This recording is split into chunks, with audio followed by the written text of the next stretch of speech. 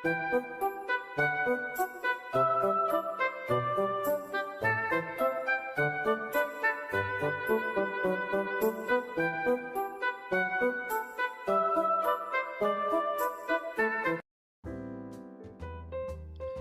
guysku, kembali lagi bersama Bang Tusa Update di sini. Apa kabar kalian ya? Selamat datang dan selamat bergabung. Mudah-mudahan selalu diberikan kesehatan dan mudah-mudahan perjalanan investasi atau trading di pasar sahamnya berjalan dengan sesuai harapan ya guys ya. Gimana nih guys untuk IPO 8 November kemarin ya? Mudah-mudahan cuan untuk kita semua. Seperti itu guys.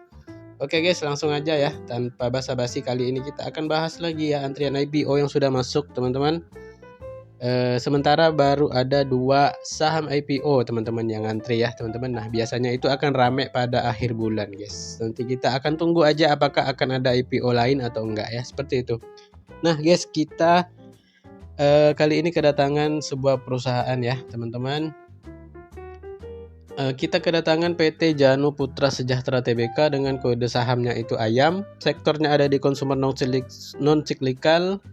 Periode book building ada di tanggal 10 sampai 16 November 2023. Rentang harga ada di area 100 sampai 110 rupiah per lembar saham dengan jumlah saham yang ditawarkan sebanyak 8 juta lot teman-teman. Seperti itu.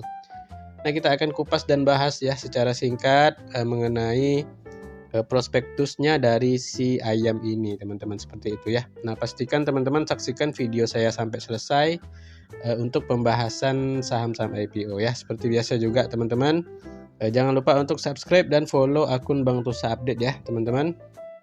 Dan juga tak bosan saya ingatkan disclaimer bahwa video ini saya buat sebagai media informasi dan edukasi kepada teman-teman, juga sebagai bahan pertimbangan apakah nantinya teman-teman akan ikut meramaikan IPO-nya si AYAM atau tidak. Tidak ada ajakan atau paksaan untuk membeli saham IPO tertentu. Semua data yang saya sampaikan bersumber dari prospektus perseroan. Seperti itu guys ya. Oke guys, jadi si PT Janu ini atau AYAM ya, saya sebut AYAM, itu merupakan sebuah perusahaan yang memiliki kegiatan usaha utama bergerak di bidang peternakan ayam dan rumah potong ayam teman-teman. Dan untuk kegiatan usaha ya itu ada 4 teman-teman ya. Ada pembibitan ayam, kemudian ada peternakan ayam broiler, ada rumah potong ayam, dan peternakan ayam petelur. Seperti itu guys ya. Nah kita akan bahas secara singkat IPO-nya si AYAM ini apakah menarik atau tidak ya. Kita akan bahas dari segi underwriter, struktur IPO, kemudian laporan keuangan, kemudian penggunaan dana IPO, valuasi, dan lain-lain. Seperti itu guys ya. Nah pastikan teman-teman untuk terus ikuti dan saksikan video saya sampai selesai. Oke guys, langsung aja kita meluncur ya. Kita akan meluncur langsung ke halaman prospektus dari si AYAM. Cekidot guys. Oke guysku, kita sudah masuk ke dalam prospektus dari si AYAM ya teman-teman, atau PT Janu Putra Sejahtera teman-teman. Seperti itu. Ini kita lihat dulu ada indikasi jadwal teman-teman yang akan memulai offering itu pada tanggal 24 sampai 28 November 2023 dan akan listing pada tanggal 30 November 2023 guys. Nah dengan penjamin emisi atau underwriter itu adalah AI ya, atau PT UOB Kay Hian Sekuritas guys. Nah kalau kita lihat dari segi historis atau track record ya, si AI ini sudah sering sekali mengawal saham IPO. Apalagi di tahun 2023 ini sudah cukup banyak ya saham IPO yang dikawal si AI. Dan secara historis itu cukup bagus lah ya teman-teman untuk si AI ini. Nah yang terakhir dia mengawal saham IPO Koka ini tutup di zona merah teman-teman. Itu kalau nggak salah nyaris ARB ya teman-teman. Tapi kalau yang IPO Hunter itu harusnya cuan ya. Kalau Koka nih dia sempat naik kemudian kebanting ke bawah seperti itu. Nah kemudian sempat mengawal saham IPO Baby juga teman-teman ya, itu dikasih cuan juga ya di hari pertamanya. Kemudian mengawal saham IPO RLF ya, itu juga dikasih cuan ya teman-teman. Ini kalau nggak salah saya RLF ini berhasil 7 kali arah. Kemudian sempat mengawal saham IPO RAM juga teman-teman ya. Nah RAM ini juga bagus banget ya teman-teman, IPO-nya itu berhasil 5 kali arah seperti itu guys. Nah ini adalah beberapa ya, sebenarnya masih banyak lagi teman-teman ya untuk IPO yang dikawal AI, ada NCKL, ada GTRA, ada Suni dan BIR ya teman-teman. Dan kalau secara historikal itu yang jelek baru satu teman-teman ya untuk tahun 2023 ini, yaitu si Koka. Seperti itu guys. Nah, kita bahas juga mengenai riwayat singkat perseroan ya teman-teman. Jadi perseroan ini didirikan berdasarkan data dari notaris itu tanggal 27 Desember 2007 ya. Ini di Yogyakarta guys. Kegiatan usahanya ada 4 ya guys ya. Pembibitan ayam, kemudian peternakan ayam broiler, ada rumah potong ayam dan peternakan ayam petelur ya teman-teman. Nah jadi teman-teman nih nggak usah terlalu bingung lah ya mengenai si ayam. Jadi udah jelas dia ini peternakan ayam, dah itu aja. Usahanya meliputi dunia perunggasan teman-teman ya. Ini mirip-mirip si WMUU guys, WMUU ya. Kemudian kalau untuk skala yang lebih besar itu ada Cepin, ada Java juga ya. Nah, sama-sama dunia perayaman nih mereka. Nah kemudian kita langsung masuk ke struktur IPO guys ya. Jadi sebanyak-banyaknya 800 juta lembar saham baru atau mewakili sebanyak 20% dari modal yang ditempatkan dan modal yang disetor penuh, dengan nilai nominal ada di Rp25 teman-teman ya. Tentang harga ada di 100 sampai 110 teman-teman. Dan jumlah nilai IPO atau emisi IPO ada di 80 sampai sebanyak-banyaknya yaitu 88 miliar. Nah, ini emisi IPO-nya cukup kecil ya teman-teman ya, seperti itu. Nah, ini adalah struktur permodalan guys dari si ayam ini. Nah, yang menjadi pengendali itu adalah Bapak Haji Singgih Januar Moko. Nah, ini nih teman-teman yang anggota DPR ya. Kemudian ada Ibu Hajah Sofa Marwati dan juga ada Fadl Muhammad Firdaus. Nah, ini perusahaan keluarga guys ya. Jadi mereka ini ketiga orang ini suami, istri dan anak guys. Seperti itu. Oke guys, kemudian ini adalah keterangan mengenai lock up period ya teman-teman. Jadi akan di lock up itu selama 8 bulan ya teman-teman. Dan khusus untuk Bapak anggota dewannya tadi ya, Bapak Haji Singgih, itu akan di lock up selama 12 bulan setelah ayam ini IPO di Bursa Efek Indonesia. Seperti itu guys.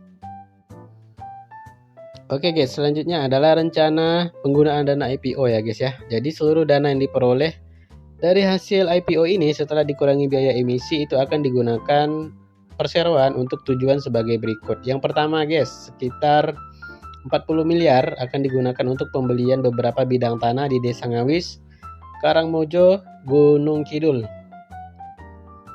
Yogyakarta. Kemudian yang kedua guys, sekitar 15 miliar itu akan digunakan untuk pembelian bidang tanah lagi di Desa Tuksono, Kabupaten Kulon Progo, Yogyakarta. Kemudian yang ketiga, sekitar 11 miliar itu akan digunakan untuk pelunasan hutang ke PT Janu Putra Abadi selaku entitas asosiasi perseroan. Kemudian tujuan dana yang keempat adalah untuk modal kerja perseroan.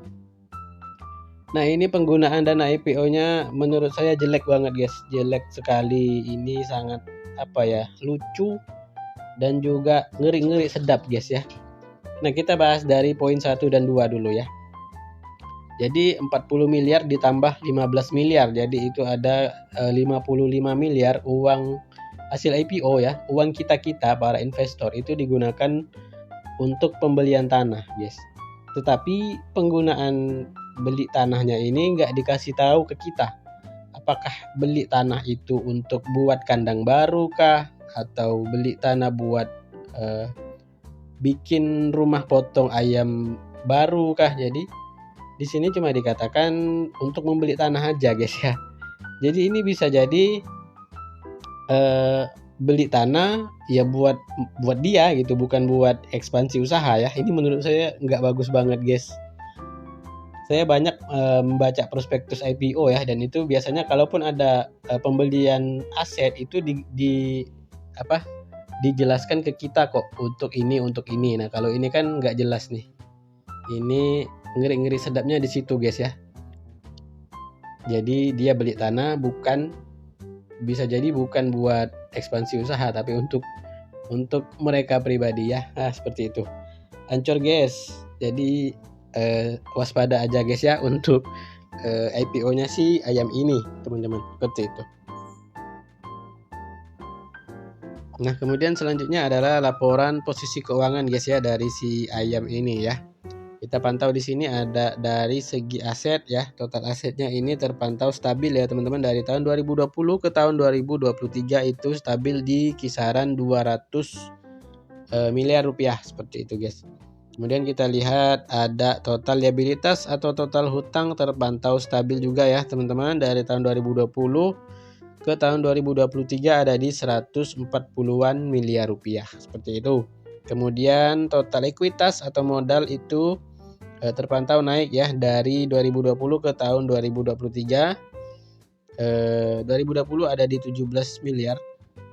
Kemudian 2023 pertanggal 31 Mei itu ada di 120 miliar rupiah. Seperti itu guys ya, ini adalah laporan keuangan dari si ayam.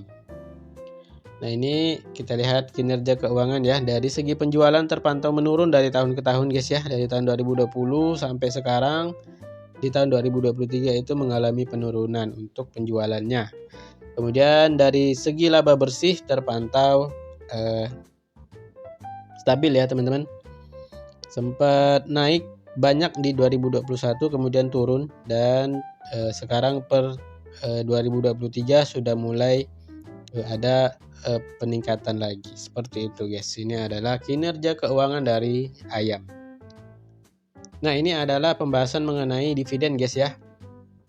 Jadi mulai tahun buku 2024 dan seterusnya guys ya. Jadi masih lama ini perseroan akan membagikan dividen tunai secara kas sebanyak-banyaknya 25% dari laba bersih perseroan yang mengacu pada Undang-Undang Nomor 40 tahun 2007. Nah, jadi dia akan bagi dividen itu tahun 2025. Seperti itu guys ya, karena berdasarkan tahun buku 2024. Seperti itu guys. Rasionya ada di 25% dari laba. Nah, ini kita langsung masuk aja guys ke pembahasan Dewan Komisaris dan Direksi ya. Nah, ini ada Bapak Haji Singgih yang merupakan pengendali dan juga Dewan Komisaris. Nah, ini dia nih guys ya orangnya yang mau beli tanah pakai duit kita.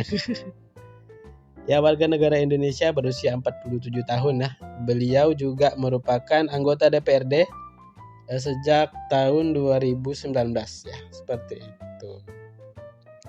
Kemudian ada Bapak Arsad Idrus, warga negara Indonesia berusia 41 tahun sebagai komisaris independen. Kemudian ada Ibu Sri Mulyani guys.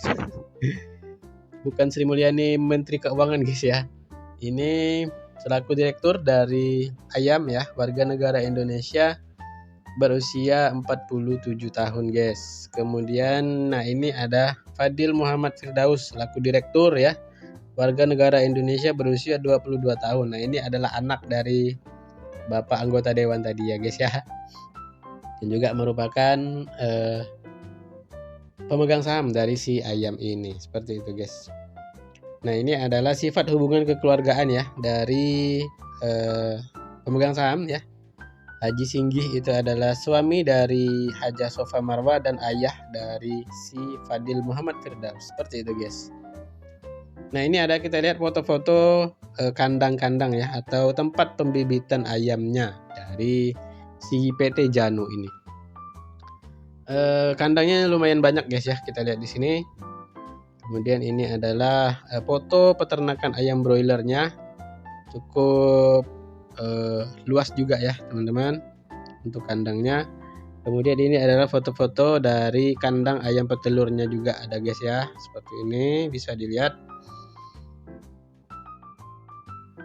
Oke guys, selanjutnya adalah kita bahas valuasi dari si ayam ya guys ya. Nah, dalam IPO ini potensi market cap si ayam itu ada di 400 sampai 440 miliar. Kemudian price to sales ada di 1,1 kali sampai 1,2 kali. Kemudian price to earning atau PER ada di 28,5 sampai 31,3 kali guys. Dan terakhir ada price to book value atau PBV ada di 2 kali sampai 2,1 kali. Nah, ini adalah valuasi untuk saham IPO-nya Ayam.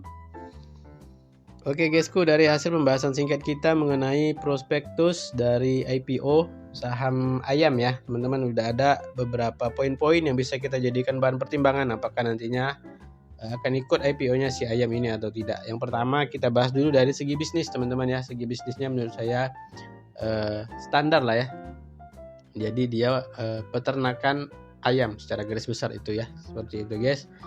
Dan di bursa kita itu udah banyak sekali ya saham-saham serupa ya yang di dunia perunggasan ya. Seperti itu ada Cepin, ada Japfa, ada WMUU dan ada Main ya. Ini yang sama-sama berkecimpung di dunia perayaman. Nah, tapi kalau untuk yang lebih dekat ini si Ayam ini cocok kita bandingkan dengan WMUU. Kalau Cepin dan Japfa itu udah jauh lebih gede di atasnya si Ayam ini. Seperti itu guys ya.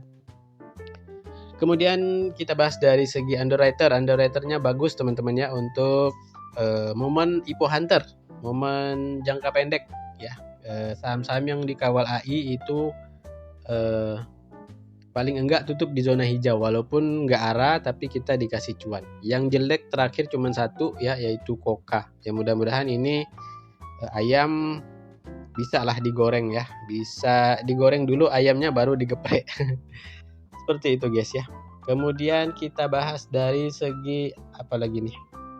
Penggunaan dana IPO. Nah, penggunaan dana IPO-nya ini yang menurut saya nggak jelas banget guys. Beli tanah tapi nggak investornya nggak dikasih tahu tanahnya buat apa ya. Jadi bisa jadi ya dia beli tanah ya buat dia gitu, tapi pakai duit kita. Jadinya kan lucu guys ya. Pengen beli tanah nggak punya uang ya, jadi ya pinjam dulu 100. Jadi pinjam dulu duit investornya, pinjam dulu duit retailnya untuk beli tanah sama buat bayar utang. Sisanya baru